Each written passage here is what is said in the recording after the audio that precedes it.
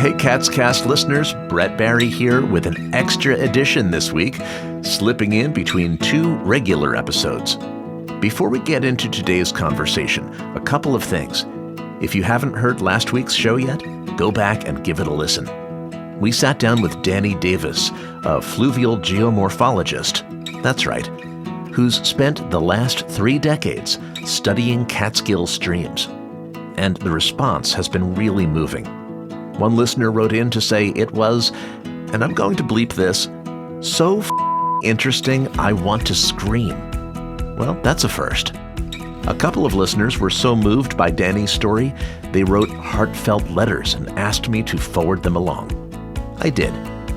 And in a week, we'll be back with a brand new episode all about foraging in the Catskills.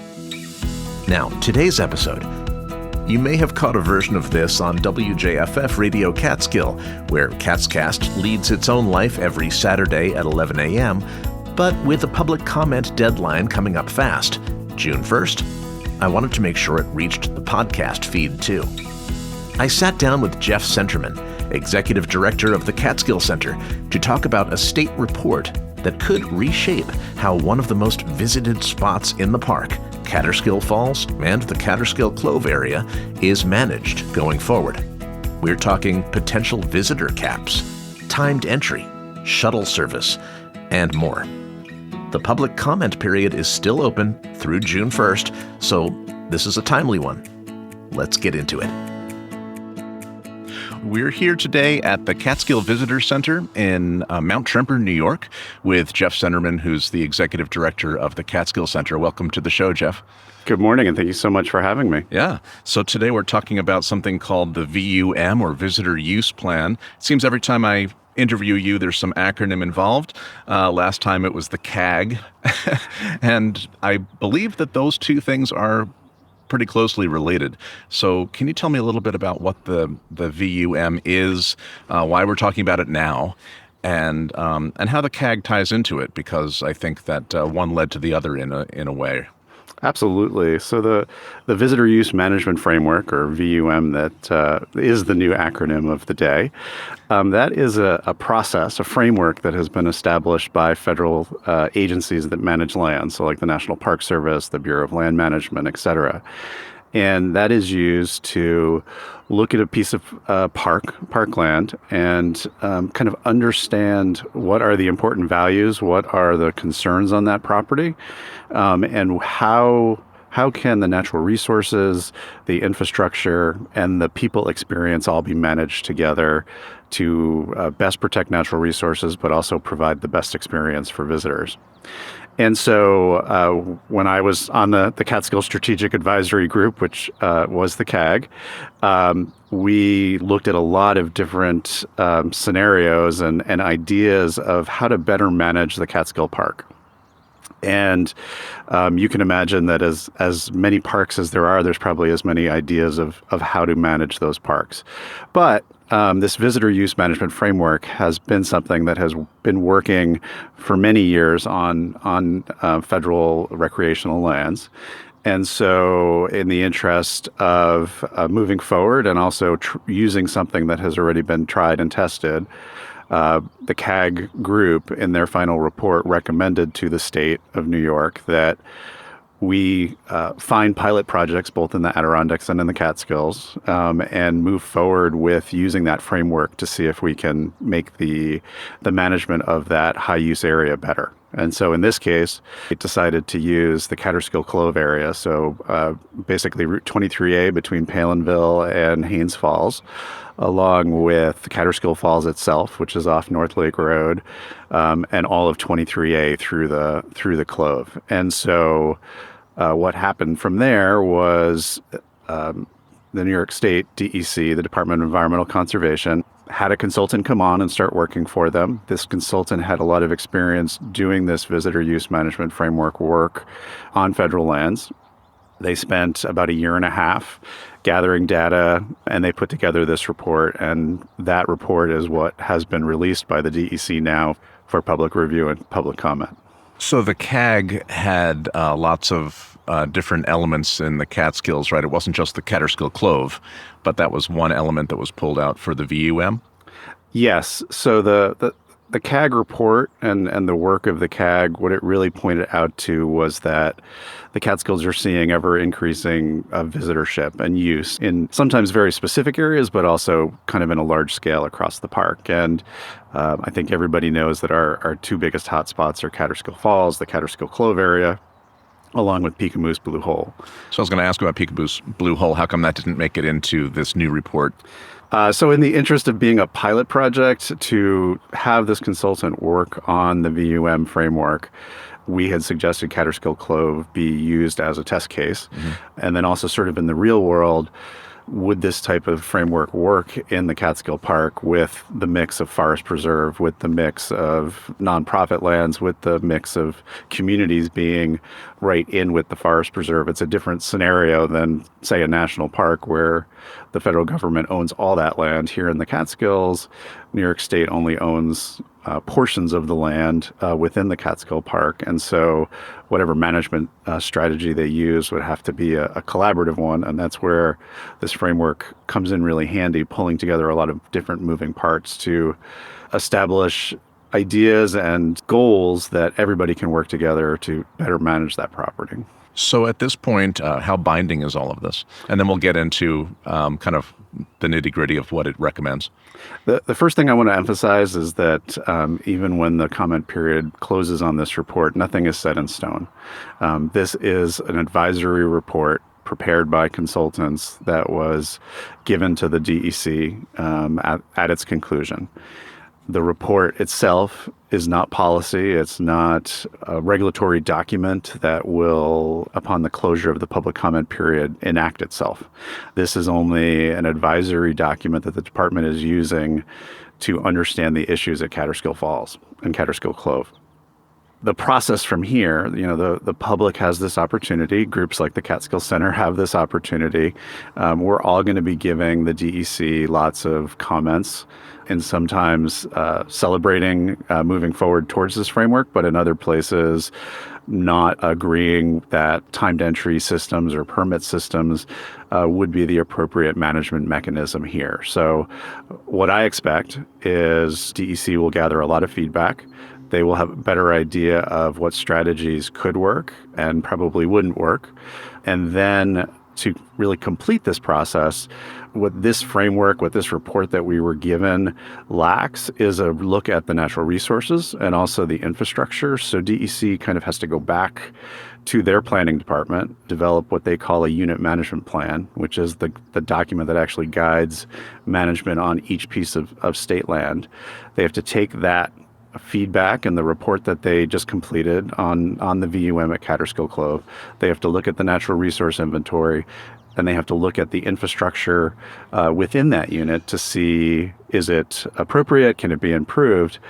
Tie that all together, and then they will put out a draft unit management plan amendment to the Kaaterskill Wild Forest, which would be the regulatory document that would allow for implementation of really anything that's in the current report or anything that is thought of in that future process. The consultants that were hired are based in Montana, and you mentioned that this would be managing an area in the Catskills similar to areas that are managed on federal property, which I guess makes sense because this group is out west and a lot of federal lands out there. Is this the first time that something like that is happening, where an area in the Catskill Park would be managed more in line with the way that federal park lands are managed? We wouldn't be the first state to utilize the VUM framework for their state recreation lands, but we would be the first East Coast state to try that. And it's also important to note that at national parks like Acadia National Park, this framework is already being used. And so you can kind of see, if you're visiting Acadia in Maine, you can see how this type of framework assists in the management of that park, which is a very busy park. How did we get here? So, I've been visiting Kaaterskill Clove since I was a kid, and it was always a popular spot, but never to this degree. So how did we get here, and what are we trying to alleviate? I think that Kaaterskill Falls itself goes through waves of interest and disinterest. because I can remember in the late 90s being an assistant forest ranger. That was my territory. And I spent an awful lot of time letting folks know they couldn't camp somewhere, that they couldn't be dangling their legs off the top of Kaaterskill Falls, all kinds of stuff. So to me, there was a different kind of heavy use than we see today. I had the opportunity to actually be at Kaaterskill a few days ago, and I do think that even in this era of increasing use, we've seen improvements be made to that area, which at one hand, facilitate more folks coming to see Kaaterskill Falls, but on the other hand, move those people quickly and safely through Kaaterskill Falls, which is something that didn't exist before all of those improvements. And I think that, really looking at this VUM process, one thing that we thought was lacking in the current report, and that we'll be commenting on, is that there wasn't a recognition of sort of the history that led us to this point in time where Kaaterskill is what it is, and that we also sort of set the conditions and the historical idea of place, in that Kaaterskill Falls has been a tourist attraction since Thomas Cole, probably even before Thomas Cole was painting it, but definitely, since the mid 1800s, it has been a destination, and we're never going to erase it from the internet or stop folks from coming to see it. And it's also just a great place for folks to start to experience what is the Catskill Park. It's a low difficulty experience. It's an opportunity for us to teach them what the Catskill Park is and how to go out and respectfully recreate in the rest of the park. It's a chance for us to introduce the whole Catskills to these folks, get them here to the Catskills Visitor Center so they can get more information. We do have seasonal stewards that work there, and quite often one of the most asked questions is just like, where am I and what else can I do now that I've seen this waterfall? So that gives us the chance to let them know that there's a whole other park and a whole other set of communities to visit and enjoy. And as many people as were visiting in the 1800s, they were coming up by train. And a lot of the points mentioned in this report have to do with traffic, automobile traffic, overcrowding of the parking lots, the danger of cars and pedestrians sharing very narrow stretches of Route 23A. So what kind of recommendations are being made in this report pertaining to that automobile traffic and limitations on that? So I think this is a tale of two problems. The problem that I think most of the public who's just sort of passing through the Hunter to Palinville area through Kaaterskill Clove on 23A is increased pedestrian traffic and folks trying to park along 23A in the Clove with the goal of reaching the swimming holes that are located along 23A. I was disappointed in that this report really didn't dive into that challenge and didn't come up with recommendations to improve that situation on 23A, because as someone who lives in Tannersville and travels that road frequently down into the valley, summertime, 9 times out of 10 in my drives, I'm having a challenge of navigating around cars or navigating around people. And you can imagine that cars and people are not the best combination. Knock on wood that there's never been a serious pedestrian vehicle accident on 23A, but that doesn't mean that there can't be, and that it doesn't mean that we can't work towards solutions. So one comment we will be making is that we need to look a lot harder on how to keep Kaaterskill Clove accessible, but also make sure that this public safety is maintained. So not much in the report about what to do about the issues on 23A, but there are quite a few suggestions and recommendations for the existing parking lots, including roundabouts and actually timed admittance and a limit on the number of cars per hour that hit that parking lot. The idea is to cap daily visitation at 1,000 visitors per day. Do you know how many visitors Kaaterskill Clove gets on a peak summer day now? On a peak day, that number can triple or quadruple. Mm-hmm. We have our Catskill stewards stationed there, so they're getting accurate counts daily throughout the summer months. So it is a busy spot, and I think that on average, especially on weekends, you're seeing more than 1,000 people per day visit.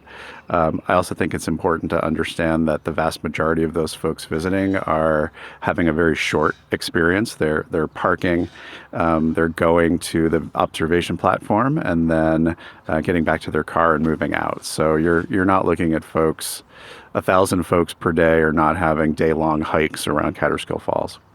Advanced tickets are a possibility. What I would say is that all of these recommendations are recommendations that the Catskill Center has real concerns about. We don't believe that public access to our public lands should be closed off kind of as the first option. And what we think that this report unfortunately does is kind of skip over a lot of recommendations and work that has been done over the years that suggested ways to improve the situation at Kaaterskill Falls. And so from my perspective, whether it's capping visitation at 1,000 visitors a day or requiring advanced reservations, those should be the tools of last resort. And the department has simply not invested enough in staffing and improving infrastructure and working collaboratively with the town of Hunter and others in that area to try to create the best functioning system that meets the needs of the area versus simply saying, it's too busy, we need permits. One more item that they were recommending is to evaluate the feasibility of a shuttle service. There has been a shuttle service. It's been a private one, right? And just in this week's Overlook, Ryan Chadwick, who runs that shuttle service, said that rising insurance costs and lack of support from DEC were factors that have now closed this shuttle service down after 4 years. Do you have anything to say about that shuttle service and why it wasn't supported or how it may have been supported better? It's now closing down. Was it effective? How would a different shuttle service solve problems that this one may not have? Big question. Yeah. I think the simple answer is that a shuttle service is necessary to the future functioning of the Kaaterskill Clove area, whether that is managing people and traffic on 23A itself through the Clove, whether it is moving people from parking lots up top, like the Laurel House or Scott Road, and also interacting with the folks in the campground and on Main Street in Tannersville and in Main Street in Palinville. So we have always believed, and we have recommended prior to the CAG, in the CAG, and throughout this VUM process that led to this report, that shuttle service is key. We all understood that private shuttle service in the Clove would be a challenge. And I think that the hard work that Ryan did to try to do that shows that it's probably not possible for a singularly private operation to be successful in that. And it speaks to the need for investment and support either by the state or, some sort of support to do that. What do you think a new shuttle service might expand on, or how could it be better? I'm just trying to figure out what that disconnect is between there was one, they're recommending one. I think the takeaway is that if you think that the supply and demand is there to support a private business shuttle, you're incorrect. And so Ryan simply couldn't come up with a business plan that made money in the long run and supported that project without it being sort of, I don't have a better term, but like a charity project. I do think that he's right in that the state and partners could have done more to embrace that shuttle. I think that him doing the shuttle has shown that it is an idea that can work. We've established shuttle stops that we know work and don't work. So we've captured a lot of information. I think, the best case scenario from here is taking that, understanding that maybe there is a private partner that could be worked with for shuttle service, but that shuttle service will need to be supplemented by public funds in order to ensure that it runs, on whatever time you're saying that it's going to run, and it's going to go to the places that you're going to go. And that it's just there. Like when you go to a national park and there's the shuttle service in those parks, for something to be functional, it can't simply be a private exercise. It has to be a public-private partnership. So this report, again, the Kaaterskill Clove Project Area Visitor Use Management Pilot Project Report, Final Recommendations Report, which was issued recently, February of 2025, is going to close its, I guess, public feedback period soon. Do you know what that is? June 1st will be the last day for public comment. How do people respond to this if they want to make a public comment? So there is a online process. If you, I think probably the easiest way, given DEC's website, is simply Google Kaaterskill Falls Visitor Use Management, or VUM. That will take you to the New York State DEC page for this project. There'll be a copy of the report and information on how to comment. And we urge everyone to read the report, to make their comments. Our intent is to get our comments in by about mid-May, and we will make them public so other folks can see them. This is the way that we better manage and sort of help the state dream big in how we can take care of this park. And we want them to know what we think works, and we want them to know what we think won't work. The report is about 100+ pages, and we've just scratched a little bit of it. I think some of the most important parts, so it was a good scratch. But what do you, having read it thoroughly, I'm sure, what changes do you hope will be made before it's formalized in some way? First, I want to acknowledge what a big deal this report is, and I want to celebrate that the department took the recommendation from the CAG and has done this. We all knew that the report would say things that we liked and would say things that we didn't like. What I really want to see from this report moving forward is that we look strategically, we look completely at the problem of Kaaterskill Falls and Kaaterskill Clove. And I think that that's what this starts to scratch the surface of. There are other pieces that still need to come together. But from this report, what I hope is that we do get that unit management plan amendment in the not too distant future, because Kaaterskill Falls and the Clove, the problem is growing, it's not shrinking. So we need to do work, and we don't need a report on a shelf. We need actions on the ground. But that this report forms a three-legged stool. There is the people experience of the forest preserve, there's the natural resource experience of the forest preserve, and there's the infrastructure of the forest preserve to get folks around. And so I think that in the perfect case, a unit management plan amendment that comes out acknowledging those three aspects, that takes a hard look and makes recommendations that make sense, that are implementable, and that can be maintained over the long term. And if that means a series of actions that we try to see if they work, that's great. But all the Catskill Center is saying sort of about the most drastic items, like a timed entry system or like permits, there's a whole lot of information we need to gather. There's a whole lot of options we need to try, because limiting the public access to the forest preserve is the worst outcome possible. And so we want to ensure that we protect that forest preserve, but we want to ensure that all New Yorkers and really anyone can enjoy what is a national, if not international, treasure that is the forest preserve here in the Catskills. And however this shapes up, Catskill Center will be there and a part of this. And I know that there's a trail steward or ambassador program where you have people on the ground to help newcomers understand how to interact with an area like that, right? Absolutely. So, the Catskill Center, we are the oldest organization that has been standing up for the Catskills. A big part of my job is being in Albany and working with our agency partners in order to bring awareness and resources and attention to the Catskills. So we will stay on top of this issue. And you're right that, many of our programs, the Catskill Stewards program here at the Catskills Visitor Center, our goal is to interact and intersect with visitors to the park and give them a sense of place and give them the opportunity to learn what makes the Catskill Park and the Catskill Forest Preserve so special, and why we're here working to protect it and educate others about it. Great. And to learn more, people can go to catskillcenter.org. That's Jeff Senterman of the Catskill Center. Thanks for joining me. Thank you so much for having me. I'm Brett Barry, and this has been CatsCast. Thanks for tuning in. We'll see you next week.